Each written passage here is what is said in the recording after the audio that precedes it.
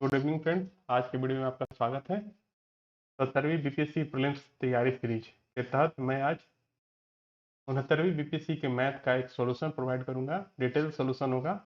आप सभी इसको ध्यान से देखेंगे और उम्मीद करते हैं आप इसे कुछ जरूर सीखेंगे। चलिए तो शुरू करते हैं वीडियो। तो हमारा ये क्वेश्चन है 141 नंबर में था, जो भी सेट हो उसमें। क्वेश्चन सिंपल है, बहुत सिंपल है।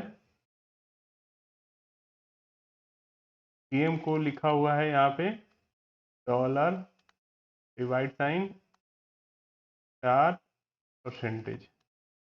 उसी तरह बेड को BEAD बेड बेड को लिखा जा रहा है एज परसेंटेज डिवाइड और मल्टीप्लाई। अब पूछ रहा है मेड को हमने कौन सा, इसमें से कौन से ऑप्शन में लिखेंगे तो सही होगा। ठीक है, ये 4 ऑप्शन है हमारे पास। तो सबसे पहले हम यहाँ, बहुत इजी क्वेश्चन है, हाँ हम देख लेते हैं। एम के लिए, जी के लिए तो ये है डॉलर है, ए के लिए डिवाइड साइन है, एम के लिए स्टार है, ई के लिए परसेंटेज है। फिर बी के लिए हैशटैग है, ई के लिए परसेंटेज है, ए के लिए डिवाइड है, डी के लिए मल्टीप्लाई है। एम के लिए स्टार, ए के लिए डिवाइड, डी के लिए मल्टीप्लाई और ई के लिए परसेंटेज। अब देख लेते हैं कौन सा ऑप्शन सही होगा हमारा। ए ऑप्शन नहीं होगा, 4% डॉलर, ये भी नहीं होगा। 4 डिवाइड मल्टीप्लाई परसेंट, ये वाला होगा। ये भी नहीं होगा। तो ये हमारा ऑप्शन है। बहुत आसान क्वेश्चन है। इसमें एक ही चीज़ ध्यान रखने की बात है कि कई बार स्टूडेंट फर्स्ट लेटर देख लेते हैं, स्टार है तो सोचते हैं कि ये दोनों में से मेरा एक होगा। उसके बाद लास्ट लेटर देख लेते हैं, परसेंटेज है तो ये देखते हैं यहाँ भी परसेंटेज, जैसे पहला देखते हैं ओके कर देते हैं। जबकि ध्यान देना होगा, चारों को मिलाना होगा। यहाँ तक फर्स्ट सेकंड दोनों में मैच हो रहा है, सिर्फ हमारा ये थर्ड वाला लेटर डिसाइडिंग है। तो पूरा चारों ऑप्शन को, चारों जो इसमें डिजिट है सभी को देखने के बाद फाइनल डिसीजन लेना सही होगा। तो इसका आंसर कौन सा होता है? इसका आंसर होता है 4 डिवाइड साइन मल्टीप्लाई परसेंटेज, जी। चलिए नेक्स्ट क्वेश्चन पे चलते हैं हम।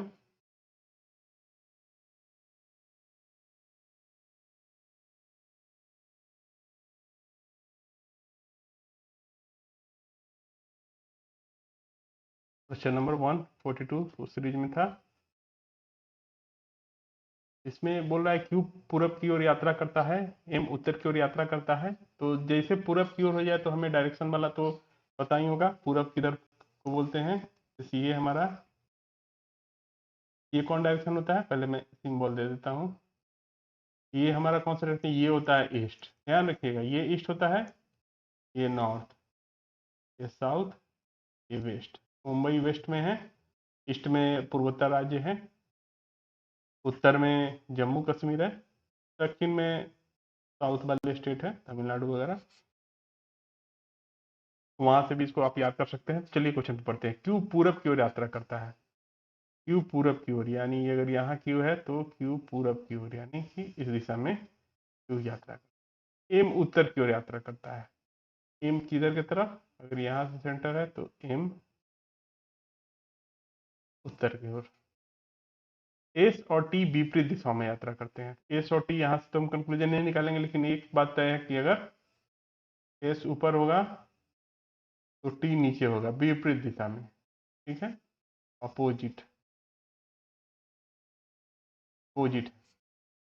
अब यहाँ से देख रहे हैं टी क्यू के दाईं ओर यात्रा करता है। टी जो है क्यू के दाईं ओर, ये क्यू हो गया। क्यू का दाहिना साइड किधर होगा? इधर होगा। तो टी हमारा इधर यात्रा कर सकता है, कि यहाँ इधर यात्रा कर सकता है दाहिना ओर। तो पहले दाहिना बाया का एक थोड़ा सा कॉन्सेप्ट हम जल्दी से समझा देते हैं। जैसे घड़ी का जो चलने की दिशा होती है, इसको, ये घड़ी के चलने की दिशा होती है, तो इसको बोलते हैं क्लॉकवाइज। यही हो जाता है दाहिना। और घड़ी के चलने की उल्टी दिशा तो बोलते हैं, इसको क्या बोलते हैं? एंटी क्लॉकवाइज, इसको बोलते हैं बाई दिशा। ठीक। तो ये टी क्यू के दाईं ओर यात्रा करता है। तो क्यू यहाँ है तो क्यू के दाहिना ओर, यानी कि क्लॉकवाइज डायरेक्शन में इधर ही आएगा। तो इधर की तरफ टी यात्रा करता है तो यहाँ भी कर सकता है, मिडिल में कहीं यहाँ भी कर सकता है, यहाँ भी कर सकता है। तो निम्नलिखित में से कौन सा निश्चित रूप से सत्य है? यहाँ वर्ड देखिएगा निश्चित रूप से, यानी डेफिनेटली ट्रू होना चाहिए। एम और एस विपरीत दिशाओं में यात्रा करते हैं। और जो यहाँ से हमने एक देखा था टी एस के विपरीत दिशा में, अगर टी जो है एस के विपरीत दिशा में, अगर टी इधर है तो एस कहाँ पे होगा? के विपरीत दिशा में, यहाँ पे एस होगा, यहाँ एस हो सकता है। ठीक है, एस जो है कभी भी ये होगा, ये होगा, ये यहाँ तक भी हो सकता है। ये डिपेंड करता है टी किधर है, कितना दाहिना है। अगर टी यहाँ है तो एस यहाँ होगा, दाहिना तो यही है, तो ये यहाँ से यहाँ तक एस कहीं भी हो सकता है। एम और एस विपरीत दिशा में यात्रा करते हैं, तो एम और एस विपरीत दिशा में तो यात्रा नहीं करते हैं, क्योंकि एम और एस एक ही दिशा में है यहाँ पे, या फिर के बगल से है लेकिन अपोजिट तो नहीं है, तो ये ऑप्शन हमारा नहीं होगा। एस पश्चिम की ओर यात्रा करता है। अब एस तो यहाँ पश्चिम की ओर तो नहीं करेगा, या तो उत्तर की तरफ करेगा या पश्चिम उत्तर की तरफ करेगा। पूरी तरह से पश्चिम नहीं कर रहा है, क्योंकि पूरी तरह से पश्चिम क्यू और क्यू से दाहिना है, तो ये भी हमारा नहीं होगा। टी उत्तर की ओर यात्रा करता है, टी जो है उत्तर की ओर, उत्तर किधर होता है? ऊपर होता है, तो ऊपर तो टी नहीं यात्रा कर रहा है, तो ये भी ऑप्शन नहीं होगा। अब लास्ट ऑप्शन बच रहा है हमारे पास, तो लास्ट ऑप्शन तो ऐसे भी हम कर सकते हैं, लेकिन हम मिला लेते हैं। एम और एस एक ही दिशा में यात्रा करते हैं। अब देखिए एम यहाँ है, एस यहाँ है, तो एक दिशा में यात्रा करने की एक संभावना है।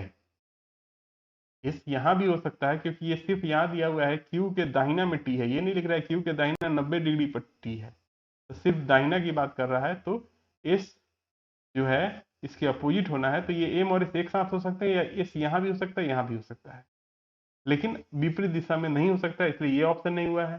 तो हमारे पास यही ऑप्शन हो रहा है जो कि मैक्सिमम सत्य है। एकदम सत्य नहीं है, अगर इसमें डी ऑप्शन होता है इनमें से कोई नहीं, तो फिर ये क्वेश्चन फंस जाता। लेकिन ऑप्शन डी नहीं दिया हुआ है, इसलिए हम इसमें से आराम से डी ऑप्शन को मार सकते हैं। अगर एक और ऑप्शन होता है इसमें कि ई ऑप्शन कर देता, इनमें से कोई नहीं, तो थोड़ा सा सोचना पड़ता।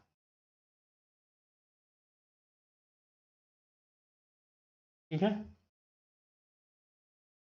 चलिए हम नेक्स्ट क्वेश्चन पर बढ़ते हैं।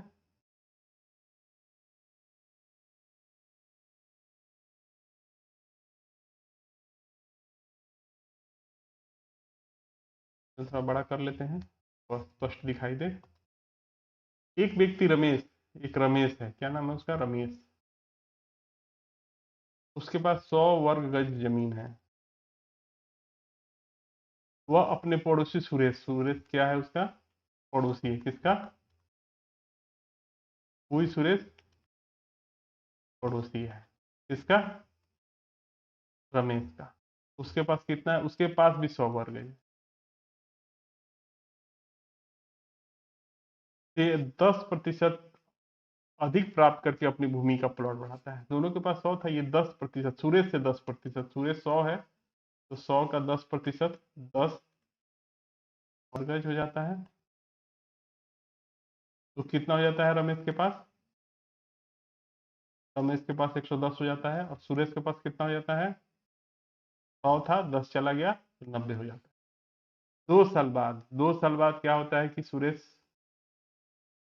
को थोड़ा पैसों की कमी हो जाती है, तो जमीन बेचना पड़ता है उसको, तो 2 साल बाद कुल प्लॉट का 10% पड़ोसी को वापस बेच देता है। कौन बेच देता है? वह, या वह किसके लिए है? रमेश के लिए। तो रमेश का 110 वर्ग जमीन था, उसका 10%, नहीं 11। अब 11 वर्गज वो बेच लेता है, किसको बेच देता है? रमेश बेच देता है सुरेश को, तो ये 11 चला गया इसके पास। तो रमेश का अब कितना हो जा रहा है? 110 -11 हो जाएगा आपको 99। और सुरेश के पास कितना हो जाएगा? 101। किसके पास ज्यादा हो जा रहा है? सुरेश के पास। ऑप्शन देखिए, रमेश की भूमि सुरेश से अधिक है, गलत है। सुरेश की भूमि रमेश से अधिक है, सुरेश की भूमि रमेश से अधिक है। रमेश 99 है, सुरेश 101 है, दोनों बराबर है, गलत है? कोई नहीं गलत है। ऑप्शन क्या हो जाएगा? बी। चलिए नेक्स्ट क्वेश्चन पे हम चलते हैं। 144।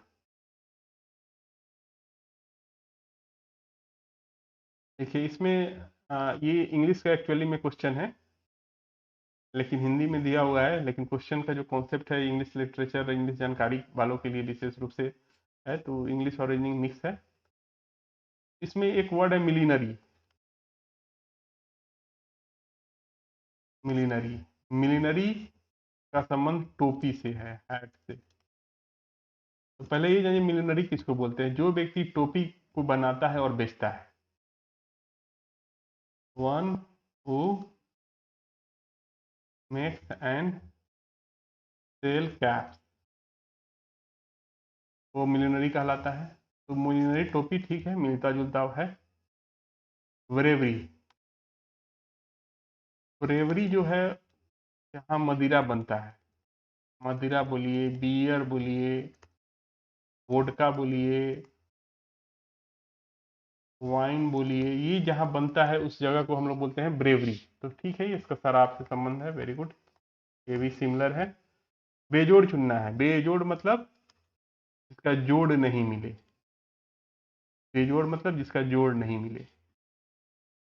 स्टेशनरी, कागज, ठीक है। स्टेशनरी किसको बोलते हैं, लिखने पढ़ने वाले ऑफिस के सारे सामान, पेन पेंसिल स्टेपलर गम रबर, सभी स्टेशनरी में आते हैं। तो स्टेशनरी, कागज स्टेशनरी का एक पार्ट है। चलिए ठीक है, ये भी देख लिए।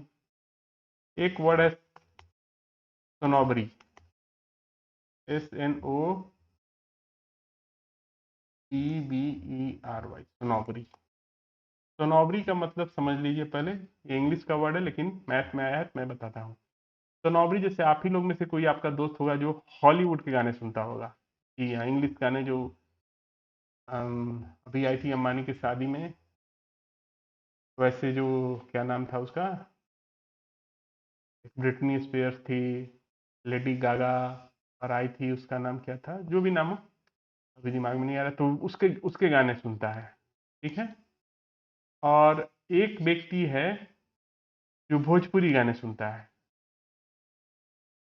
तो ये वाला समझेगा कि हम सुपीरियर हैं, कि मन में अगर ये भाव आता है कि हम सुपीरियर हैं और ये देहाती है, ये इंफीरियर है, इस भावना को बोलते हैं सोनोबरी, ठीक है। अब जैसे आप बिहार से हैं, जब बिहार से बाहर जाइएगा तो बिहार से बाहर के लोगों में, खासकर कुछ एक स्टेट में, नाम नहीं लूंगा, उनमें स्नोबरी होती है। उन्हें लगता है कि मैं सुपीरियर हूँ और ये इंफीरियर है, ठीक है। उसी तरह आप लोग में भी कोई बच्चा ब्रांडेड कपड़ा पहनेगा, जब पहनेगा ब्रांडेड पहनेगा, लुई फिलिप का पहनेगा, बैग खरीदेगा तो अमेरिकन टूरिस्टर का बैग खरीदेगा। तो जो भी काम करेगा ब्रांडेड में करेगा, और जो है कि लोकल कहीं से भी हो, अमूल का गंजी पहन लेंगे और वो पहनेगा जॉकी का, तो वो समझेगा कि आई एम सुपीरियर। तो ये जो भावना होती है तो स्नोबरी बोलते हैं। तो स्नोबरी का संबंध जूते से डायरेक्ट नहीं, यहाँ हो सकता है कोई ब्रांडेड जूता पहन के अपने आप को सुपीरियर समझे, तो एक इसमें से एक केस हो सकता है, लेकिन जूता से इसका सीधा लिंक नहीं है। जबकि बाकी सभी का लिंक डायरेक्ट मिलिनरी का टोपी से है, ब्रेवरी का शराब से, स्टेशनरी का कागज से है। तो हमारा ऑप्शन डी होगा। चलिए नेक्स्ट क्वेश्चन पे।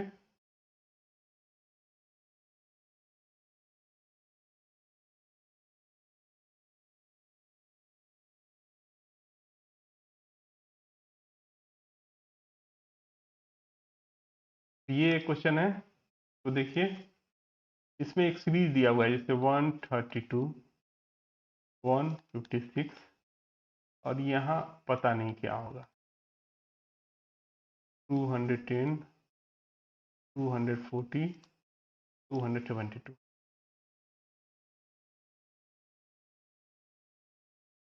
72। तो यहाँ पे क्या होगा ये हमको पता करना है। ऑप्शन में हमारे पास चार ऑप्शन है। तो सबसे पहले हम इसमें देख लेते हैं क्या है ये, थोड़ा सा इसको एनालाइज करते हैं। तो 132, 56 बढ़ते क्रम में है, 210, 40, 32 बढ़ते क्रम में है।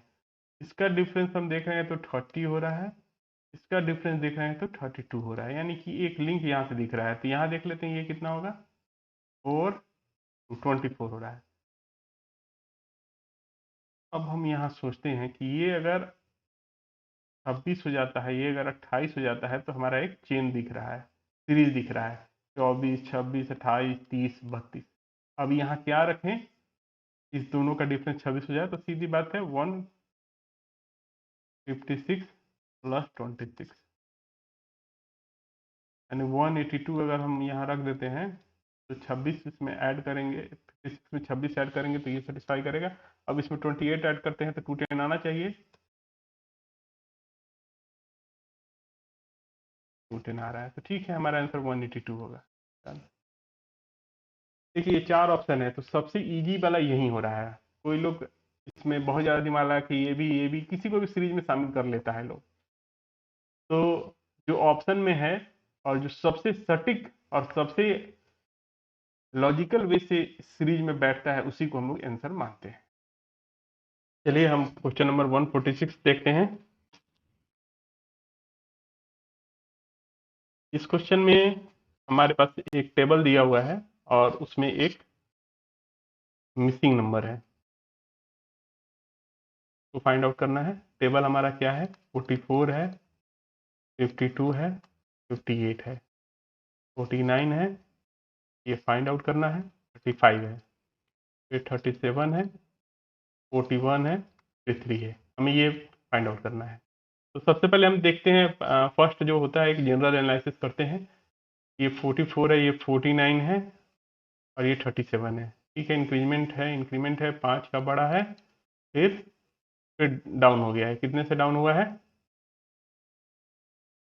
12 से डाउन हो गया है। +5 है, -12 है। यहाँ देखते हैं, यहाँ 23 से डाउन है। यहाँ देखते हैं 3 से इंक्रीज है, तो कुछ रिलेशन नहीं क्लियर हो रहा है, तो ये हमारा यहाँ से पूछना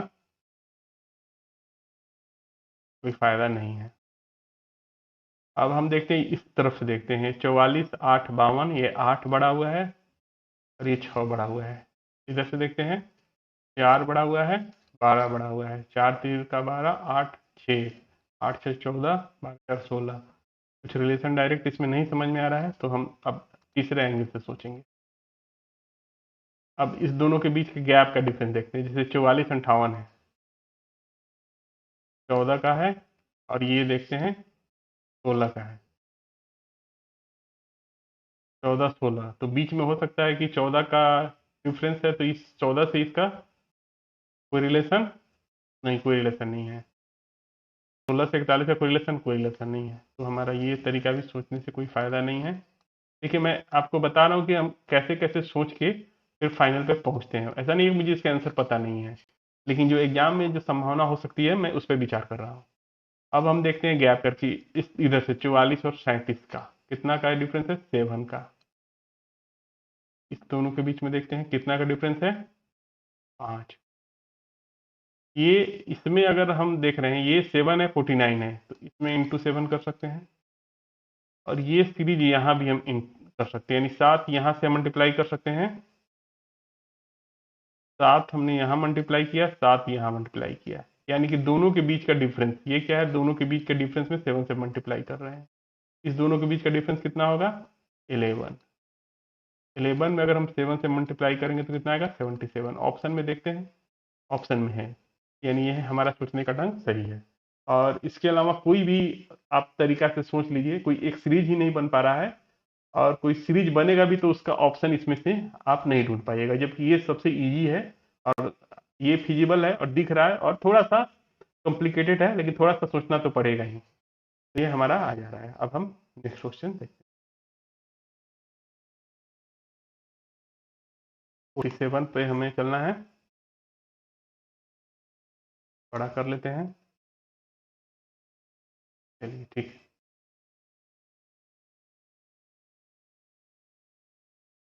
दिए गए कथन और निष्कर्ष को ध्यानपूर्वक पढ़िए। एक स्टेटमेंट दिया हुआ है और एक उसका कंक्लूजन दिया हुआ है। तो पढ़ते हैं, किसी एक दिवसीय क्रिकेट मैच में टीम ने कुल 200 रन बनाए। 200 रन पूरे टीम ने बनाए हैं, होल टीम ने। 160 रन स्पिनर द्वारा, इसमें 160 रन, यानी स्पिनरों ने अच्छी बैटिंग की है, टॉप ऑर्डर फेल हुआ है। मतलब जनरल हमारा जो कंक्लूजन होता है, जो मैच हम लोग देखते हैं, तो इसमें टॉप ऑर्डर फेल हुआ है और स्पिनर जो हो गए रविंद्र जडेजा और अश्विन, उन लोगों ने आज खेला है अगर इंडिया का मैच है तो। चलिए आगे देखते हैं निष्कर्ष में क्या है। टीम के 80% खिलाड़ी स्पिनर थे। ये ऐसा तो होता नहीं है, लेकिन इससे ये तो क्लियर नहीं होता है कि 80% खिलाड़ी स्पिनर थे। ये कंक्लूजन तो उतना नहीं फिट बैठ रहा है। चलिए ओपनिंग बल्लेबाज स्पिनर थे, हो सकता है अश्विन ही आ गया हो पहले खेलने और काफी ज्यादा बॉल वहीं खेल लिया हो, लेकिन ये एक संभावना है और इससे इस जो स्टेटमेंट दिया हुआ है इससे ये डिराइव नहीं हो रहा है। तो चलिए ऑप्शन देखते हैं। केवल कथन एक केवल एक कथन का अनुसरण करता है, नहीं, इसका तो अनुसरण बिल्कुल नहीं कर रहा है। ये जो है इसका अनुसरण बिल्कुल नहीं कर रहा है। दो का भी नहीं कर रहा है। एक और दो दोनों का अनुसरण करता है, बिल्कुल नहीं करता है। तो हमारा ना तो एक और ना ही दो का अनुसरण करता, हमारा ऑप्शन डी होगा। क्वेश्चन आसान था, थोड़ा सा दिमाग था बहुत ज्यादा, इसमें तो काफी कॉम्प्लिकेटेड क्वेश्चन पूछ जाते हैं, लेकिन इस बार ये आसान क्वेश्चन था। स्टेटमेंट कंक्लूजन का ये काफी आसान सवाल में ये काउंट होगा। चलिए नेक्स्ट क्वेश्चन आते हैं।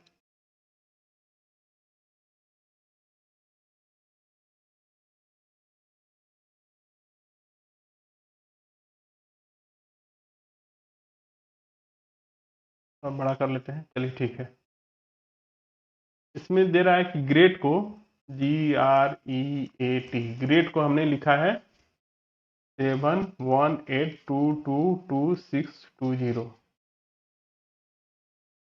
उसी तरह यहाँ मॉन्ग को क्या लिखा जा रहा है 13 12 14 11। अब देखिए यहाँ पे 1 2 3 4 लेटर के लिए 1 2 2 4 2 6 2 8 वर्ड है, ठीक है, यानी एक का दो है। ये क्लियर हो गया। यहाँ से यहाँ पे आते हैं 1 2 3 4 5 5 लेटर के लिए 1 2 3 4 5 6 7 8 9 9 है। तो यानी कि किसी एक के लिए एक वर्ड है। तो हम सबसे पहले ऐसे क्वेश्चन में एक बार ABCD पढ़ लेते हैं।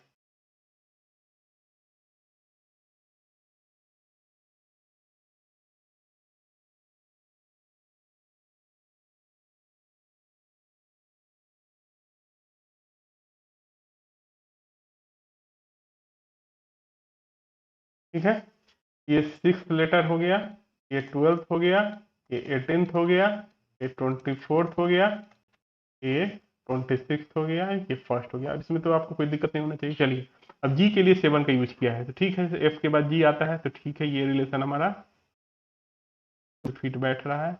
आर के लिए 18 का यूज किया है, आर के लिए 18 का यूज किया है, बिल्कुल ठीक है। ई के लिए 2 का यूज किया है या 22 का यूज किया है, ये क्लियर नहीं है तो लास्ट में देखते हैं। टी के लिए 20 का यूज किया है, टी के लिए 18, आर के लिए 19 20, आर के लिए ठीक है हमारा, ठीक है।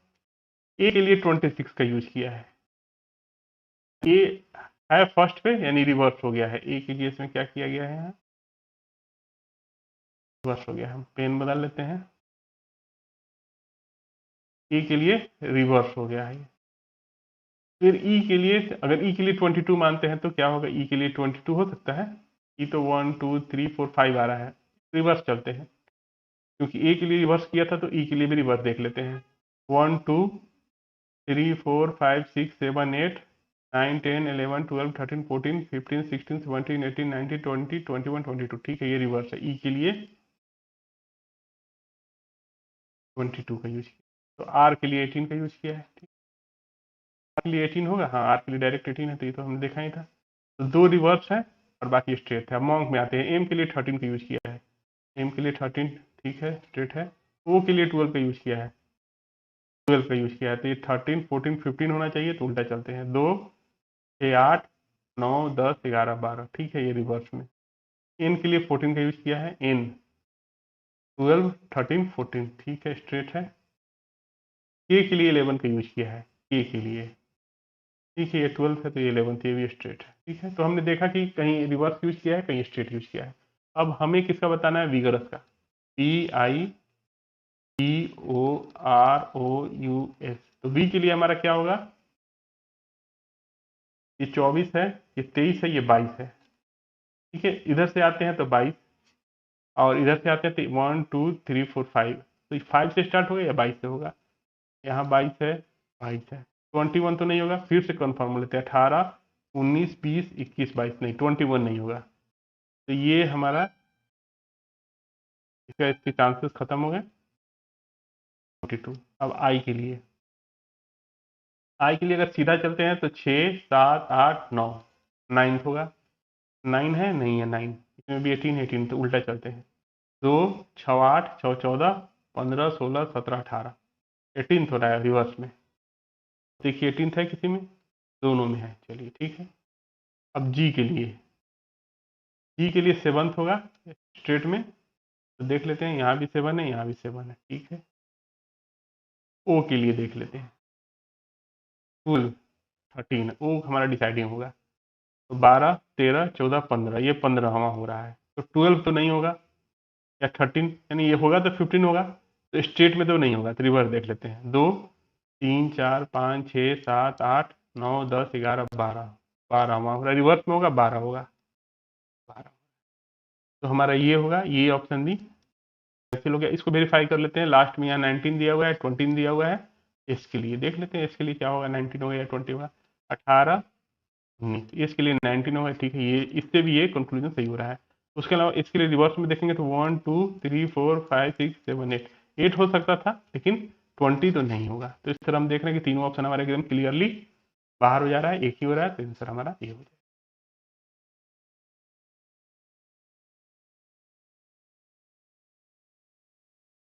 अब हम देखते हैं फिर क्वेश्चन 140।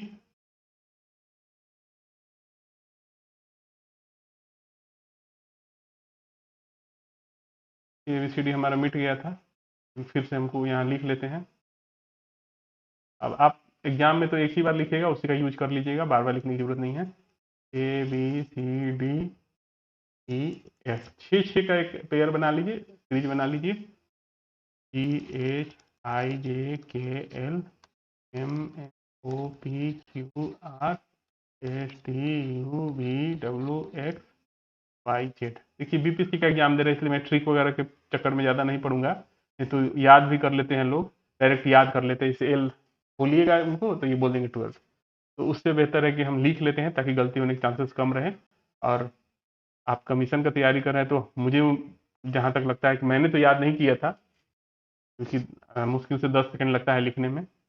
तो चलिए यहाँ हम देखते हैं, QWZB, QWZB,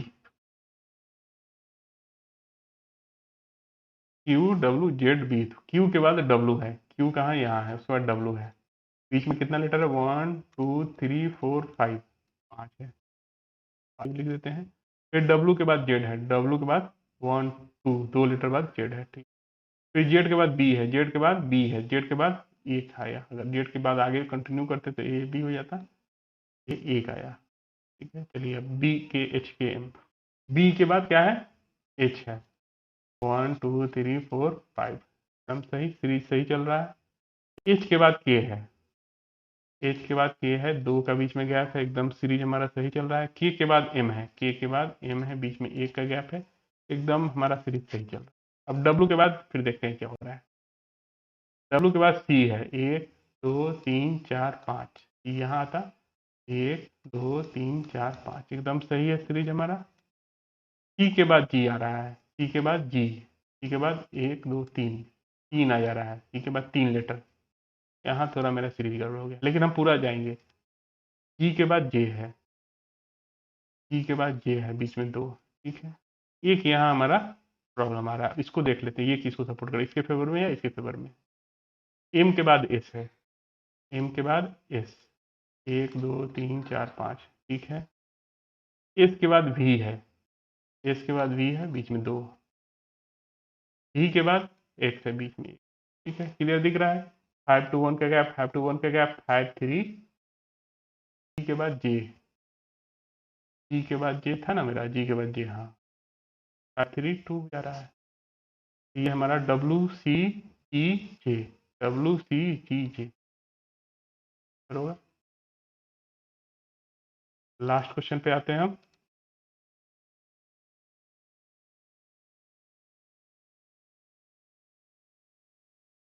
ये क्वेश्चन थोड़ा सा ट्रिकी है, टेढ़ा है, लेकिन आपके दायरे में ही है, क्योंकि ये 10th के अंदर में ही आएगा। थोड़ा सा लंबा होगा, तो हम कुछ कॉन्सेप्ट आपको पहले सोच रहे हैं बता दें, ताकि आपको जब मैं समझाऊं तो प्रॉब्लम नहीं हो। ठीक है, सबसे पहले इसमें क्वेश्चन में जो दिया हुआ है उसको जानने से पहले कुछ बेसिक जानना पड़ता है, तो मैं आपको बता देता हूँ। जैसे देखिए, आप लोगों ने 10th में पढ़ा हुआ है कोऑर्डिनेट ज्योमेट्री।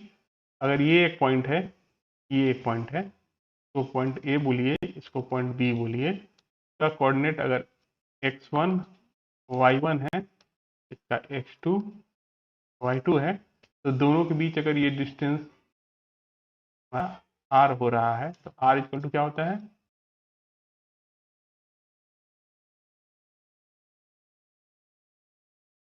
होता है ना, सिंपल सा डिस्टेंस बिटवीन टू पॉइंट्स का फॉर्मूला होता है, जो आप लोग कोऑर्डिनेट में पढ़े होंगे और सभी लोग पढ़े होंगे। ये 10th का ही है, कोई ज़्यादा बड़ा नहीं है कि आप सोचिएगा कि ये इंटर का है या ऐसा है।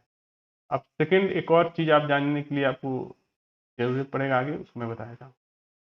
ये आप पढ़े होंगे कि ये क्या है, एक्स एक्सिस है, और ये क्या है, वाई एक्सिस है। ये एक्स एक्सिस, ये वाई एक्सिस। ठीक है, अगर यहाँ पे कोई पॉइंट है पी, का कोऑर्डिनेट होगा एक्स वाई। ठीक है, यहाँ पे अगर ये इस क्वाड्रेंट में है, तो इसका कोऑर्डिनेट क्या होगा, एक्स वाई। और ये डिस्टेंस अगर आर हो गया, ठीक है, और ये एंगल थीटा हो गया, एक्स इक्वल टू क्या हो जाता है, R cos theta, Y equal to क्या हो जाता है, आर साइन थीटा। तो एकदम से आपको पता होगा, नहीं पता होगा तो डिटेल्स बाद में कभी कहिएगा तो बता देंगे, क्योंकि अभी बताएंगे तो लंबा हो जाएगा। सिंपल सा है, जैसे बता ही देता हूँ, देख लीजिए। तो यहाँ से मिला सकते हैं, और साइन थीटा बराबर क्या हो जाता है हमारा, ये डिस्टेंस यानी वाई, तो ये आप जान रहे एक्स है, साइन थीटा बराबर वाई बाई आर हो जाता है। तो वाई इक्वल टू क्या होगा, आर साइन थीटा। उसी तरह कॉस थीटा बराबर क्या हो जाएगा, कॉस थीटा बराबर एक्स आर, यहाँ से एक्स इक्वल टू क्या हो जाएगा, आर कॉस ऑफ थीटा। इसी दो फॉर्मूला से हमको ये होता है कि X equal to R cos theta, Y equal to R sine theta. इसको याद रखिएगा, इस पॉइंट का कोऑर्डिनेट क्या होगा, R cos theta, R sine theta. R पहले कॉस थीटा है, फिर साइन थीटा। ठीक, इतना अगर आप लोग जान रहे हैं तो मैं आगे इसको बताता हूँ। चलिए ठीक है, इसको मैं मिटा देता हूँ।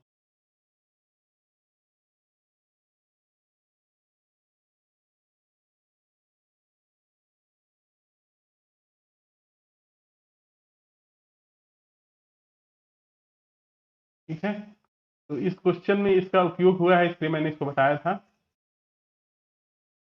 अब हम चलेंगे इस सवाल पे। ठीक है, कलर चेंज कर लेते हैं, ब्लैक ठीक लग रहा है ज़्यादा। एक कंपनी की 4 शाखाएं एम, एन, ओ और पी पर स्थित है। एक कंपनी, उसकी 4 ब्रांचेज हैं जो कि एम, एन, ओ और पी पर स्थित है। एम एन के उत्तर में है, तो उत्तर में जैसे बात आया तो उत्तर मतलब ऊपर। ठीक है, एम एन के उत्तर में है। अगर ये एन होता तो यहाँ एम होता। एन क्या है, एन के उत्तर में, एन के उत्तर में यानी एन के ऊपर में है। ठीक है, 4 किलोमीटर पर है ये, तो ये 4 किलोमीटर हमारा। पीओ के दक्षिण में, पी और ओ का बात किया है, लेकिन अभी हमारे पास क्लियर नहीं है, तो पीओ के दक्षिण में है। तो दक्षिण किधर होता है, उत्तर ऊपर है, साउथ नीचे है। क्या कर रहा है, पीओ के दक्षिण में है, ओ के दक्षिण में पी है, ओ के दक्षिण में पी है, यानी ओ इधर होगा तो पी इधर। ठीक है, एन ओ से 1 किलोमीटर दक्षिण पूर्व में है। एन जो है ओ से दक्षिण पूर्व में, दक्षिण पूर्व किधर हो जाएगा, इधर दक्षिण पूर्व, साउथ ईस्ट। दक्षिण पूर्व किधर हो जाएगा, दक्षिण पूर्व। और ये ईस्ट नहीं होता है, ये ईस्ट होता है, ये ईस्ट होता है, ये वेस्ट होता है। दक्षिण पूर्व क्या होगा, इस तरफ होगा। बोल रहा है कि एन ओ से 1 किलोमीटर दक्षिण पूर्व में है। एन जो है ओ से, यहाँ कहीं ओ होगा, और ये 1 किलोमीटर होगा, तभी ना। एन जो है ओ से दक्षिण पूर्व यानी इस डायरेक्शन में। एन जो है ओ से दक्षिण पूर्व यानी इस डायरेक्शन में है, 1 किलोमीटर की दूरी पर। ठीक है, और इसके पहले वाले स्टेटमेंट से पी ओ के दक्षिण में 2 किलोमीटर पर है, तो पी ओ के दक्षिण में हमने यहाँ निकाला था, ओ के दक्षिण में यानी नीचे 2 किलोमीटर। और कौन है, पी है। एम और पी के बीच की दूरी में क्या है, यहाँ और यहाँ की डिस्टेंस हमसे पूछ, तो हम इसको थोड़ा सा आगे बढ़ा लेते हैं, क्या कर ही सकते हैं, एक्सिस बना ले। तो सेंटर मान लीजिए ये 0 0 इसका कोऑर्डिनेट हो जाएगा, यही सेंटर है। तो अब एम का कोऑर्डिनेट क्या होगा, एक्स में तो कोई डिस्टेंस नहीं है, जो है वाई में है, तो एक्स का 0 और वाई का 4, ये इसका कोऑर्डिनेट हो गया 0 0। अब हमें इसका कोऑर्डिनेट अगर मिल जाए तो हम डिस्टेंस फॉर्मूला लगा के ये निकाल सकते हैं। इसका कोऑर्डिनेट के लिए हम क्या करते हैं, पहले इसका निकालते हैं। देखिए ये यहाँ थीटा अगर मानते हैं तो ये क्या होगा, R cos theta R sine theta, पढ़े थे ना अभी थोड़ी देर पहले बताए थे। तो 1 कॉस थीटा हो जाएगा, थीटा यहाँ क्या होगा, 45 होगा, तो 1 कॉस 45। यहाँ क्या होगा, क्योंकि थीटा निगेटिव होगा यहाँ पे, तो ये माइनस में होगा, हाँ।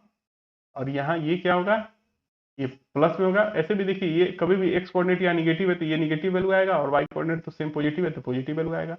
यहाँ 1 साइन 45, साइन 45 क्या होता है आप लोग को पता होगा, 1/√2 होता है, तो ये हो जाएगा -1/√2, ये 1/, कोऑर्डिनेट तो आपको मिल गया। अब इसका कोऑर्डिनेट क्या होगा, पी का कोऑर्डिनेट, पी का कोऑर्डिनेट के लिए क्या होगा, ये डिस्टेंस तो सेम है, निगेटिव एक्स एक्सिस पे है, तो ये तो -1/√2 ही होगा। ये देखिए यहाँ से ये तो एक्स एक्स एक्स डिस्टेंस यही ना है माइनस वाला, तो -1/√2। इसके लिए हाँ वाई डिस्टेंस इसका बदल जाएगा, वाई डिस्टेंस क्या हो जाएगा, ये वाला डिस्टेंस यहाँ से लेके यहाँ तक का वाई डिस्टेंस होगा। तो यहाँ हमें ये पता है, इसका वाई पता है 1/2, और ये डिस्टेंस पता है 2 किलोमीटर डाउन हो रहा है, नीचे हो रहा है, यानी कि 1/2 माइनस, हमें पी का कोऑर्डिनेट मिल गया, एम का पता है, तो डिस्टेंस फॉर्मूला से क्या होगा, M P equal to 0 minus 1/√2 plus 4 minus 1/√2 minus 2, ठीक है।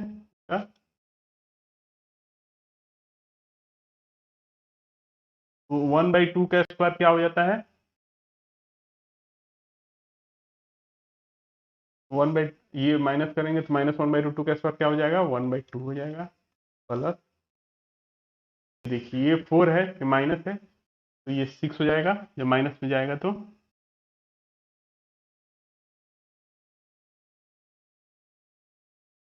सॉरी,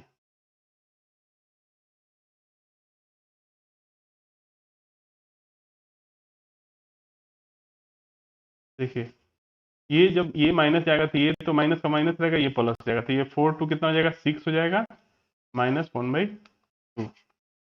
ठीक है।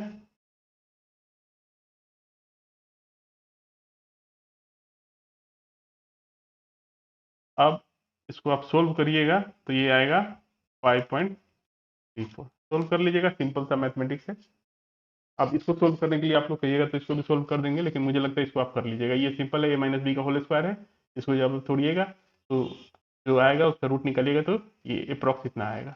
इसके अलावा और एक सोचने का ढंग है, थोड़ा सा सोच सकते हैं, ये 4 किलोमीटर है यहाँ से यहाँ तक, और यहाँ से यहाँ तक 2 किलोमीटर है, ठीक है ना, हमें ये डिस्टेंस चाहिए, ठीक है। तो ये आप इतना तो तय है कि 28 नहीं होगा, क्योंकि यहाँ ये 4 है और यहाँ से यहाँ 2 है, यानी 6 में से कुछ कम होगा, ठीक है ना। तो ये इस तरह से हम एक ऑप्शन 2 छांट सकते हैं, और थोड़ा सा आगे बढ़ के इसमें से एक अनुमान गेस कर सकते हैं। तो इसका ऑप्शन 5.34 होगा, इसको सोल्व कर लीजिएगा, आप लोग को आ जाएगा। तो इस तरह हम 10 क्वेश्चन देख लिए, और उम्मीद करते हैं कि आप लोग को समझ में आया होगा। नहीं समझ में आया होगा तो आप लोग कमेंट कर सकते हैं, और जब अगली हम लाइव क्लास लेंगे तो हम आपको बता देंगे, लेकिन मुझे लगता है कि आप लोग को समझ में आ जाना चाहिए, क्योंकि बहुत ज़्यादा कोई टफ इसमें नहीं था। तो चलिए, धन्यवाद।